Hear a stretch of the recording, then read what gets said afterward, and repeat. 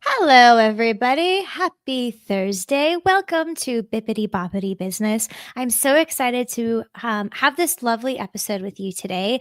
Today, we're going to explore how marketing isn't just for professionals, it's something that we all actually do in our daily lives. Now, of course, this is a business podcast. So, yes, we're going to learn professional concepts like attention, consistency, reward, emotional connection, all of these emotional marketing concepts.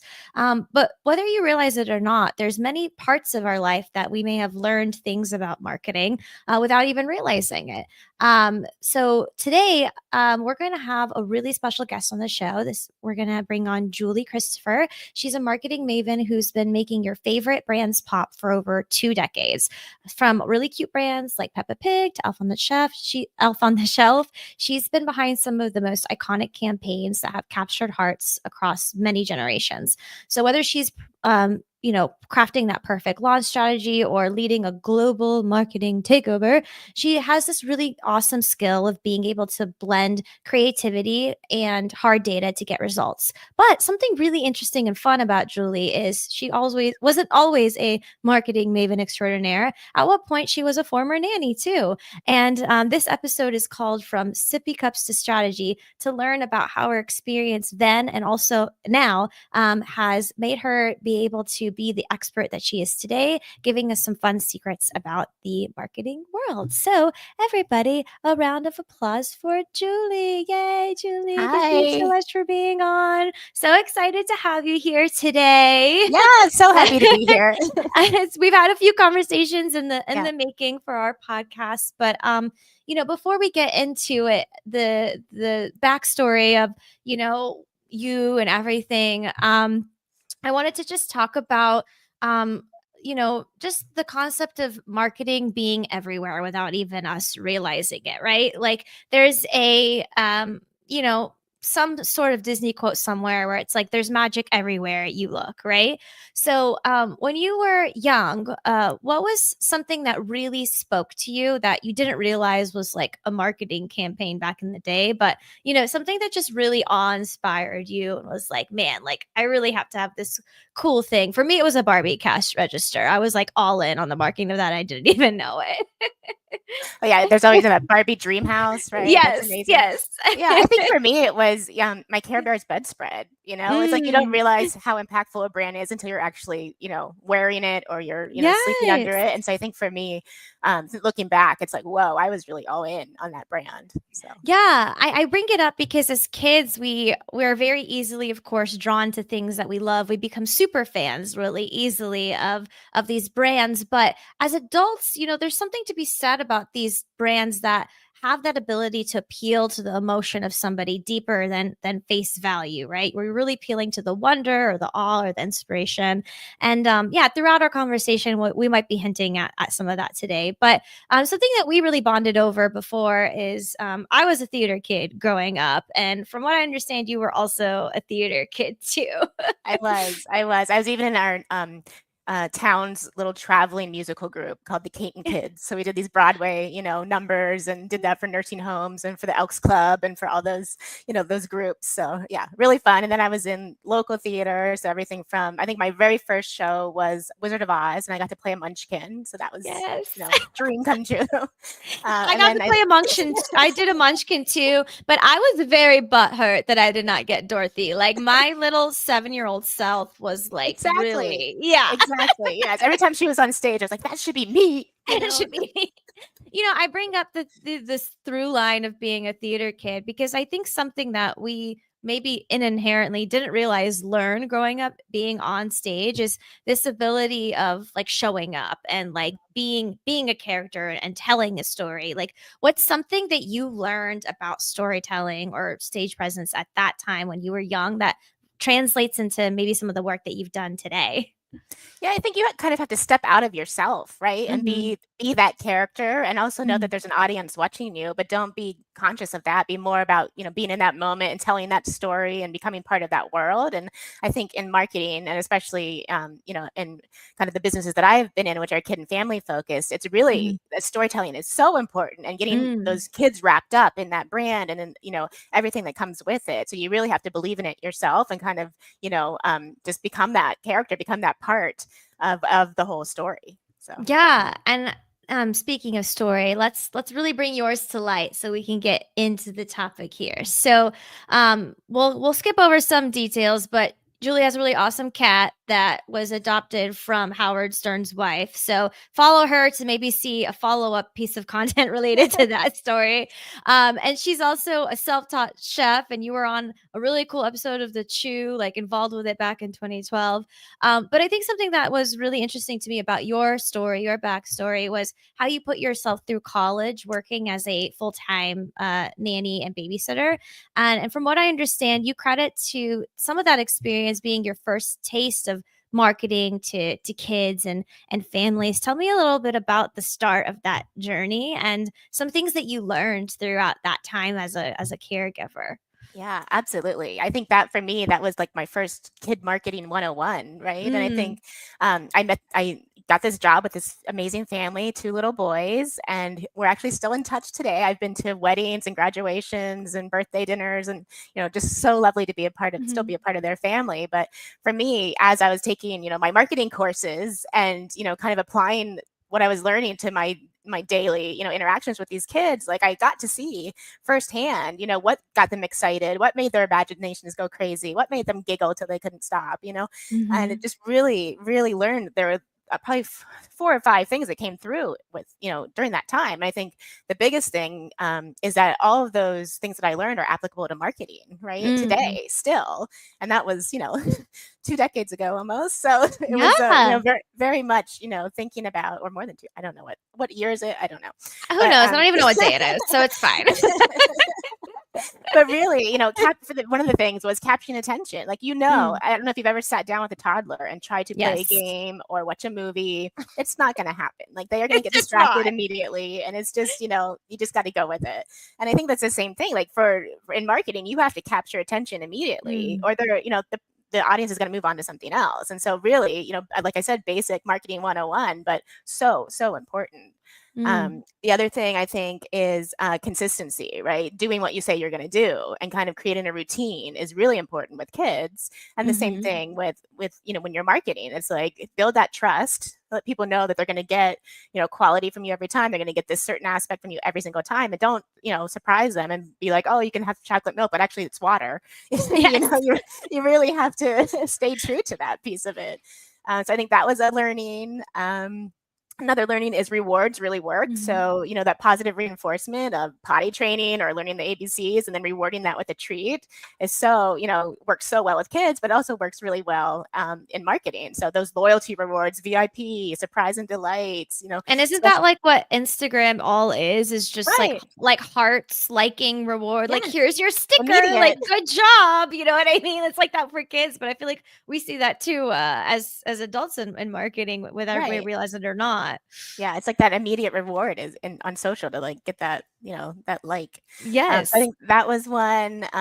What else? I think definitely emotion driving action. So Mhm. I learned way back in my class, it's like they're not buying a product, they're buying how you make them feel about the product. And with Mhm. kids, like in the middle of a meltdown, it's like you can see how quickly pulling out that favorite stuffy, stops that meltdown because there's that emotional connection. And it's kind of that Mm. calming piece of it. So again, like really making sure that in marketing, you're not just, creating messaging that's selling the product, but you're actually selling something bigger and selling that Right. feeling. So I think that's it. And then one of the things that's so important now, especially to millennials and to Gen Zers, is personalization.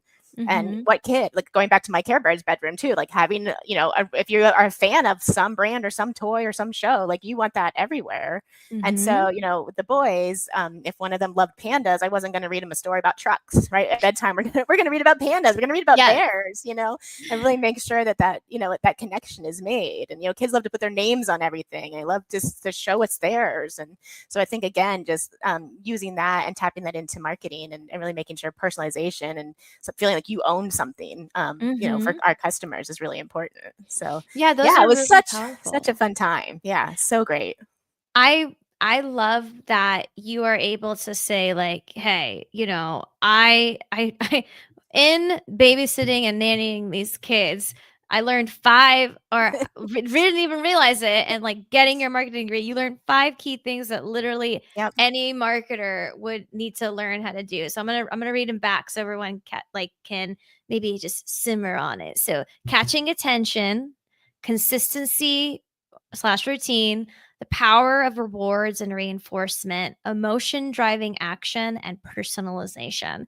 Now, my question to you, Julie, is in your experience in working with brands, which of these do you find that people most often do, and which of them you find that people often skip over or don't think about in their day to day marketing? Yeah, I think personalization is one that people tend to think of last because it's sometimes it's the most expensive or it's the most Mm, time consuming, because if you really do want to get personal with your fans and with your audience, you literally have to write emails and make sure that it's not saying just a blanket email. It's something that's very right. personalized. So I think that people kind of put that on the side to like, oh, we'll think about that later.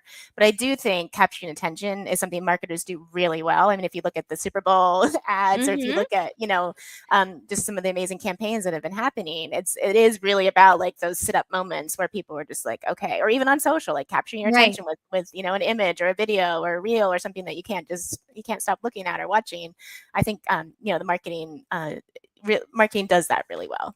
You brought up this Super Bowl and something that I saw that my fiance showed me. He was like, because I don't watch the Super Bowl because I'm a theater kid because I don't watch sports, but like whatever, he rounds it up and shows it to me. He showed me how Disney did this thing where like Stitch was like running across like the football field and Mhm. making it like causing chaos, and it was like this whole promotion of like the new Stitch movie coming out. And I just think that's such a creative way to catch attention. It's like I football probably wasn't always the immediate adjacent like aha place where we would want to capture attention for that type of market, maybe when Disney Right. first started out, right? But to consider like where is my audience when they're not in my theme, in my business, are interacting with my business or buying my product or on my website, like where do they spend their time outside of what we do, and how do we capture that attention? Like that's just so cool and interesting to me. Yeah. What do you think about that? Did you see that? Yeah, I did see it. And all these partnerships that you would never think of, that are Mhm. suddenly happening. And what did I just see? Hidden Valley Ranch um, cookies, or like it's just crazy, like Yes. the things that are Yes. happening, and it makes sense because why not? Like why not? Yes. Customers and consumers will tell you if they don't want it, but most people want that exciting thing or that really fun, limited edition piece Mhm. of product, or that story that they hadn't thought of before. So yeah, I think it makes lots of sense as long as it's authentic and it's not just forced. Like that Right. the Stitch commercial was perfect and really cute, and I think it was one of the very first ones to kick off the game. Mhm. And I didn't watch for the game, I watched for the commercials. So Yes. See? I think we understand, like, yeah, being, like, in liking content or marketing or whatever. We're right, like, "I'm here for, like, this is my show," is the right, commercials. right. Yeah, But it this is didn't. my Super Bowl. Exactly. Exactly, but it didn't feel like you didn't watch it and be like, "Huh." It was like, "Oh, Yes. yeah." Like, it made sense. I think as long as it makes sense, the collaborations or using unusual, messaging, I think always Mhm. is worth the try.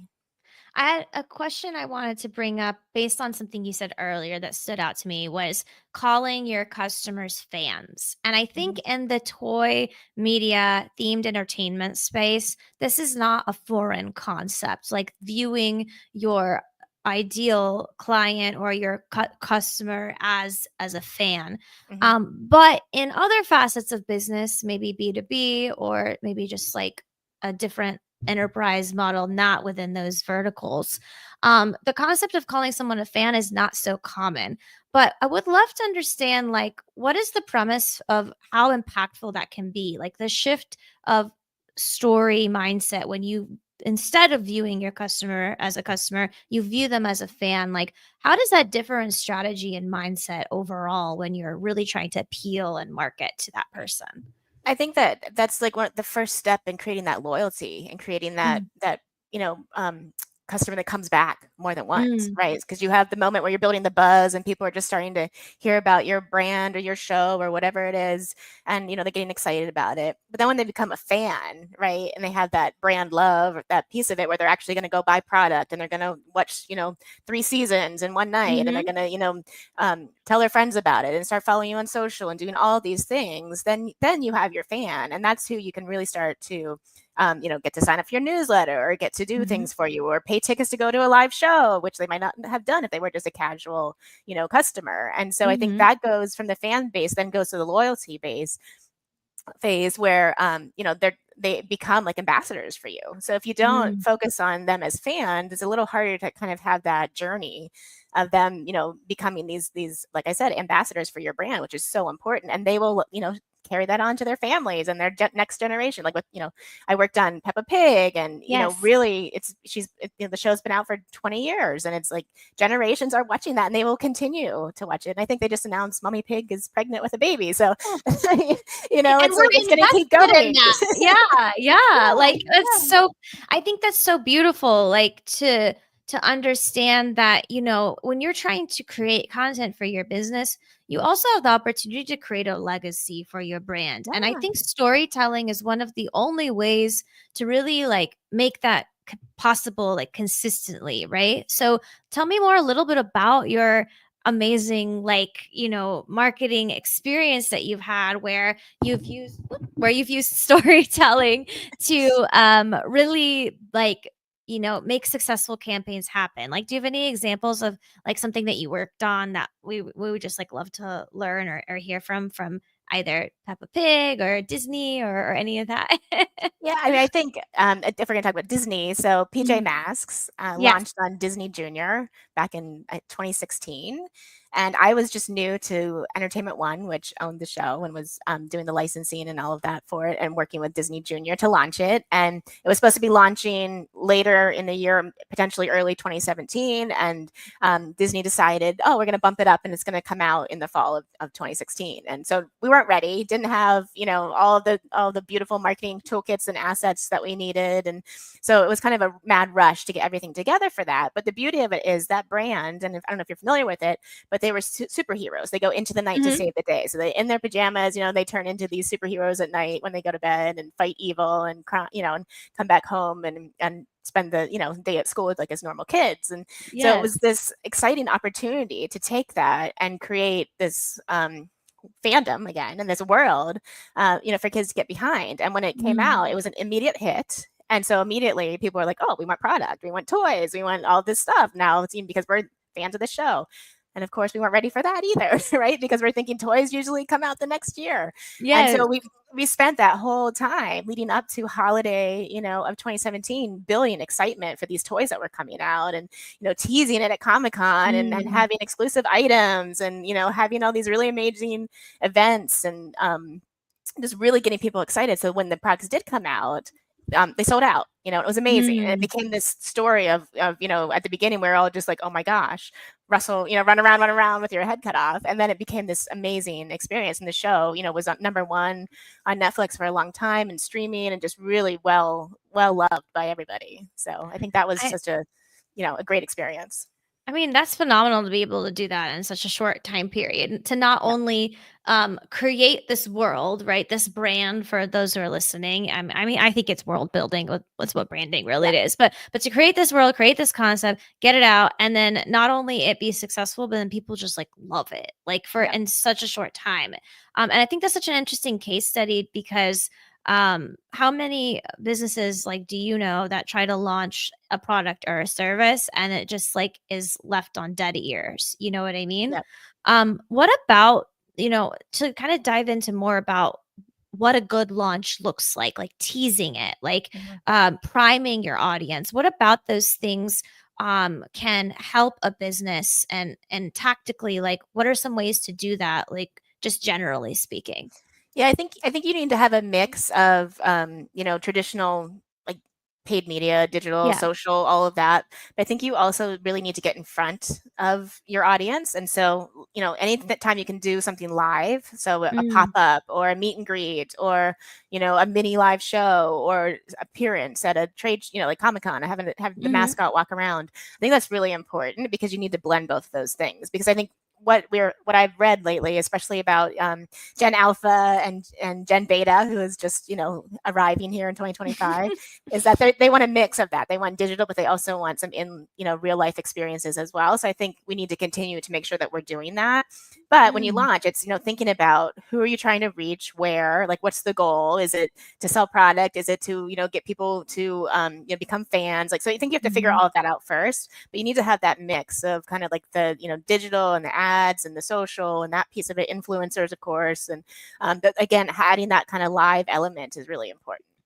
Yeah, I want to emphasize that because I think a lot of brands will, or businesses will, consider their online presence, but they neglect to really think about how the experiential in-person presence can play into that.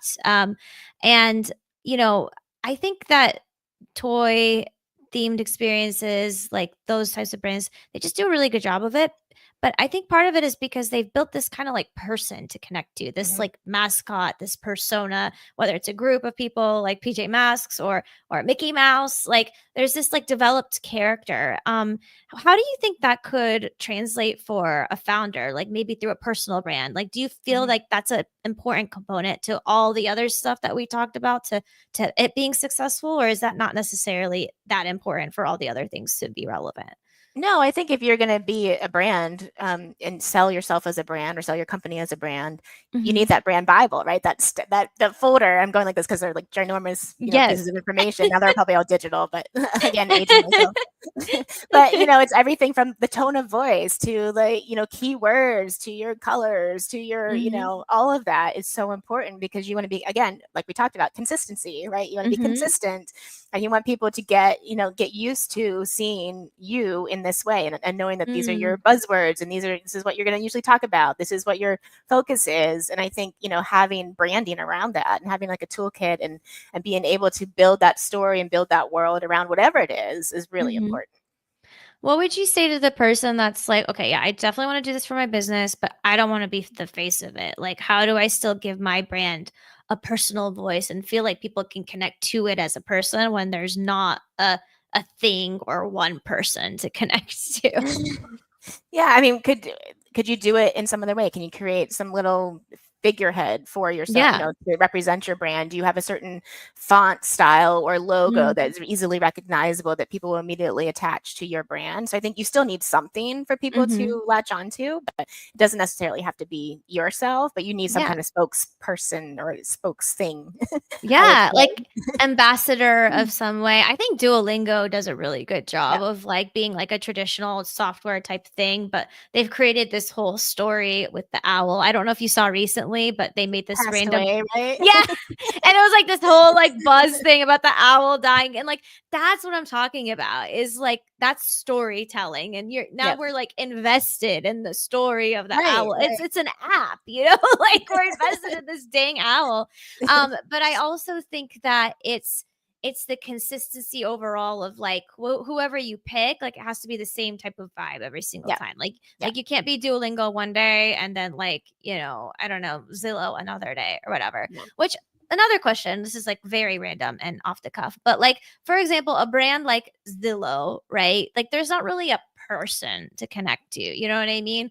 Mhm. They sell this online thing that they have. Like what are some more creative ways that maybe a brand like of that type or nature Mhm. could really stand out and do some innovative stuff based on some of your experience and that could translate, in from the toy or themed experiences world like into that? Yeah, and we're talking about Zillow, like the real estate. Yes. Yes. Mm-hmm. Okay. Yeah, I think for that, it's almost turning the camera around, right? And looking at Mm, who the customer is. And so could you talk to some real life Zillow customers who found their dream home or their dream mhm, apartment, and or why they chose Zillow over other competitors. So I think in that mhm. way, it becomes real, right? And it becomes something that people feel that emotion, that emotionally Yes, attached to that, because that's like me, I'm looking for this too. So I yes, think that could be a tactic. And I think also humor works really well. And I think if you take something yes. that's more serious and add a little humor to it, like home buying or doing any of that, I think that also opens up a door for people to take notice. Humor is such an underrated storytelling tactic that I think a lot of businesses don't necessarily know how to exactly do because they're like, oh, I don't want to like make fun of my brand or this or that. But back to your experience, as a, back in the day when you were nannying the kids, I mean, humor is how we like bond and connect, like age regardless. Like we tell Yes. stories, and if you can laugh and have a shared experience where you laugh with somebody, it's almost more memorable in a way. And I don't know, Oh, what are yeah. your thoughts on that? Yeah, I think having a sense of humor means automatically you probably don't have an ego, right? Like I Yeah. think you're I think you're if you're able to laugh at yourself, that's like a great trait. And I look for that in Mm, everybody that I'm friends with too. It's like you have to have a sense of mm, humor. Like we yeah. cannot take ourselves so seriously.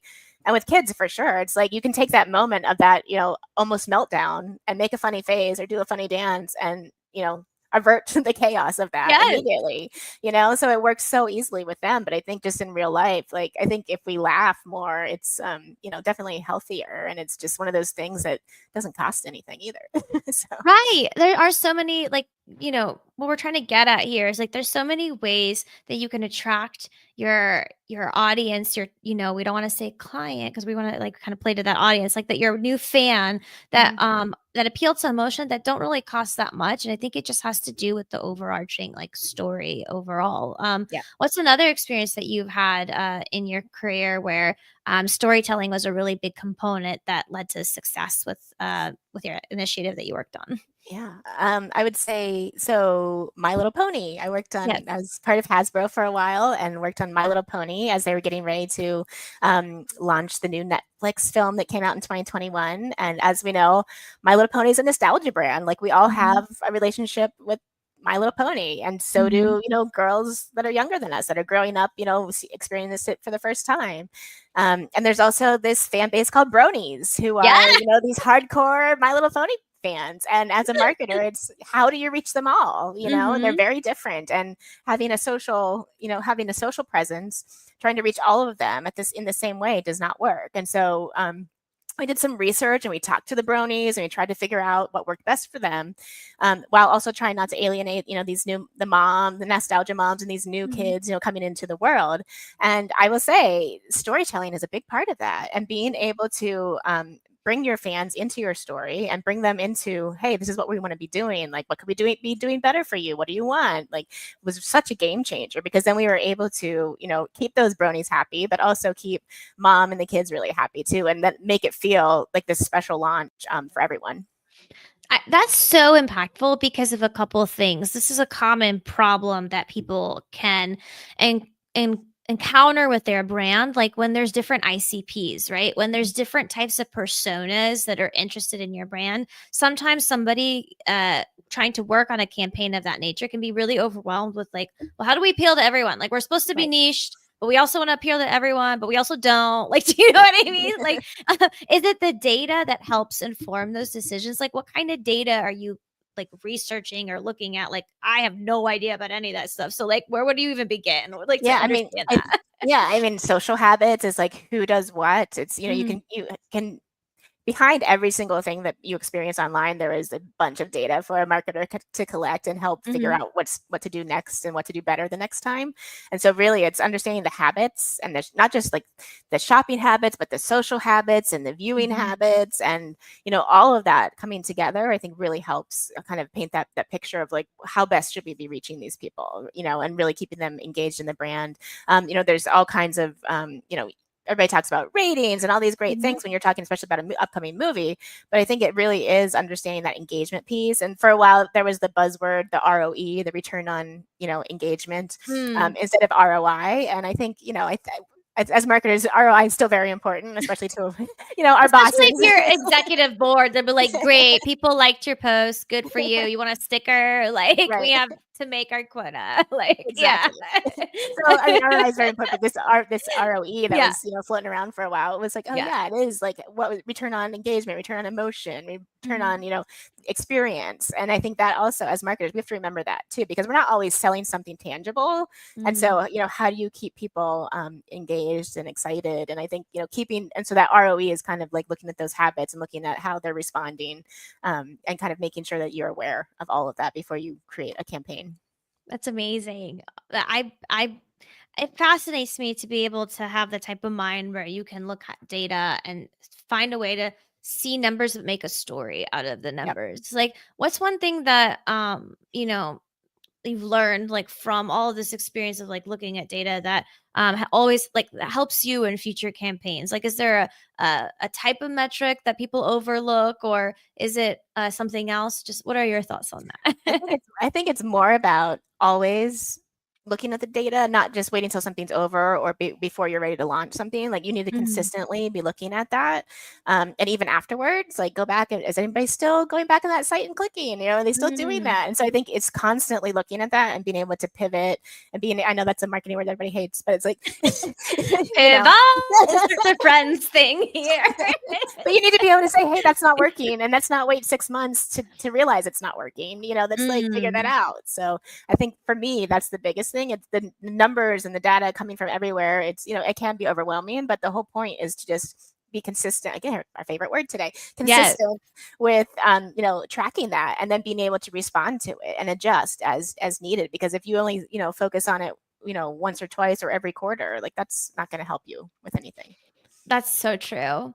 Okay, we're gonna switch gears and we're gonna go into like the Disney fun side of the conversation now. The business of the bippity boppity. Okay. And this is like completely off the cuff. This is just I want to workshop this live with you here. So Okay. I want you to pretend that Mary Poppins knocked on your door and she said, Mhm. "Hey Julie, I heard you were a really, you have this marketing experience. You were also a nanny. Like, this is really cool. I'm launching a coaching business for other nannies who like really want to, like, make this a business for themselves. And I want to make a website, I want to make a brand behind it, but I am practically perfect in every way and I overthink everything and I don't even know where to start." So how would we help Mary Poppins with her coaching consulting Oh my gosh. Well, business? Where would you even begin? Yeah.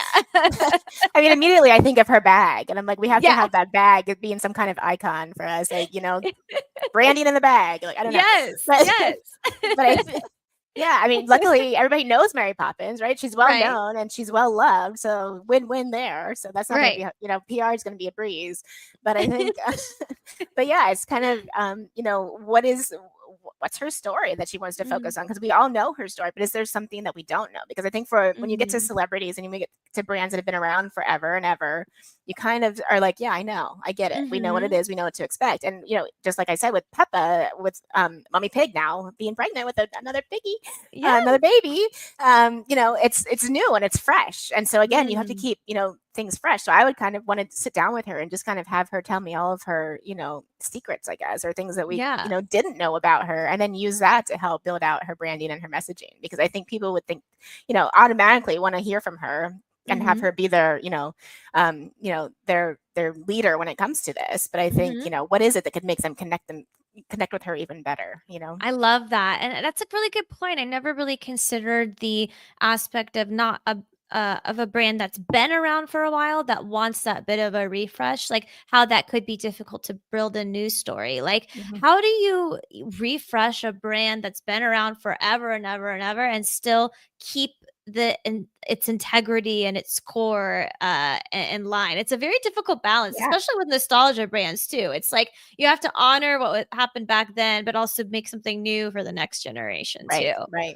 Yeah, it's tricky. It's tricky. And you can't all of a sudden like, make it be night and day either. People will Yeah, never go for that. So, that's very yeah, cool. Okay, yeah. another Disney character has come to you just now.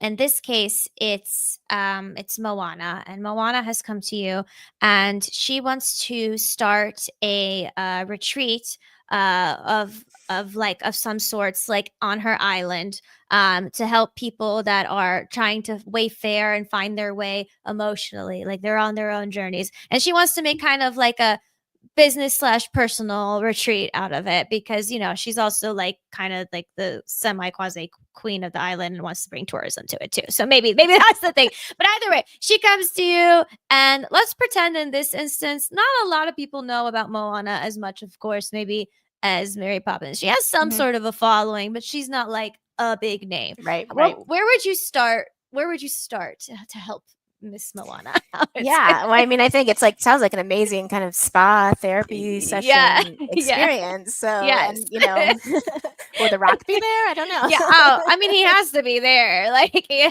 I mean, who else is gonna say you're welcome as they leave, like every day? Like, thank you, you're welcome. Like that's a branded thing that can Right, happen. right. Yeah, I mean, I think I would definitely look at her fan base kind of and try to find similar. So I think probably start with Gen Z. Mm, And I think there's a really exciting thing with Gen Z that they are open to a lot of things, but they also have this nostalgia, but they mm, also want things that kind of comfort or that feel mm, safe. And so I think everything she's offering sounds like an amazing, amazing thing. So I'd probably start with some influencers in that kind of like mm, that spa therapy kind of, self-care space, and mhm. kind of start reaching out to them to start, doing some sneak peeks and kind of workshopping with her is probably what I would do. But That's pretty or and also cool. probably some travel agents too, because I think they, Yeah. are a dying breed, but we really need them. So We need travel agents, man. We yes, really do. There are so many instances where I'm trying to like book a business trip where I'm just like, someone else needs to be the professional here, right, because it's right, not me. It's yeah. So not me. they can handle all the details. So. That's really awesome, Julie. All right. And then, tell me a little bit about some shows, they can be Disney, they can be not, that as a kid that really spoke to you, like storytelling wise, emotionally. Is there a favorite character or story Mm. that has stood out to you that comes to mind?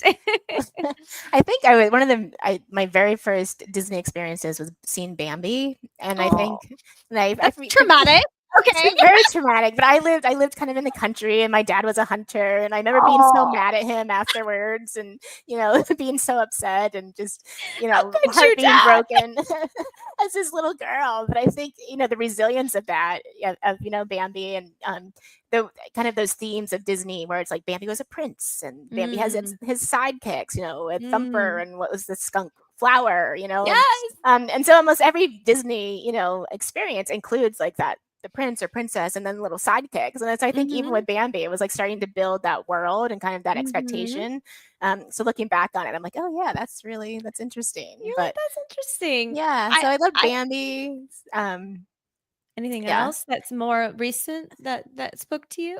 Um, yeah, I don't know. I guess I'm an oldie. I'm a classic That's person. okay. I I think, love that. yeah, yeah, and I think we, 101 Dalmatians too. I think Cruella Okay, is like, underrated, okay? yes, I yes, I think she'd be crazy to work with, but I also yep. feel like if I had a campaign and I could work with Cruella de Vil on a campaign, it'd be a fire campaign, wouldn't Yes, it? yes. I mean, all that woman needs is a therapist and a stylist to tell her that polka dots don't work for everybody and just move on, And I think, That's it. That's all yeah, she needs. That's amazing. yeah. Well, Julie, thank you so much for spending time with me on Bippity Boppity Business today. Before we wrap up, is there anything that I didn't ask today that you wish I would have asked you today? Hmm. I don't know. I feel like we talked about some really great things. So, Okay. and yeah, really, I don't think so. Unless you want a recipe, otherwise I'm good. Okay, drop the recipe. I'm trying to be better at cooking. Maybe something from the chew. I don't know. I don't Yes. know. That's amazing. Well, yeah, I really appreciate your time. For anyone who wants to stay connected with you or maybe learn more about you, how can they do that? They can find me on LinkedIn, Julie Powell Christopher, or I'm on Instagram at gourmess. So, Ooh, yep. love that. All right, everyone. Well, this has been Bippity Boppity Business. I hope you all have a great day, and we will catch you on the next one. We need to cue the rollout tape. Da da da da da. Let's find it first because I can't really find it yet. For some reason, here it is. Okay, bye. You've been listening to Bippity Boppity Business. Like what you hear so far? Leave us a review in Apple or listen to us anywhere you prefer listening to your podcast. Until next time, have a magical day.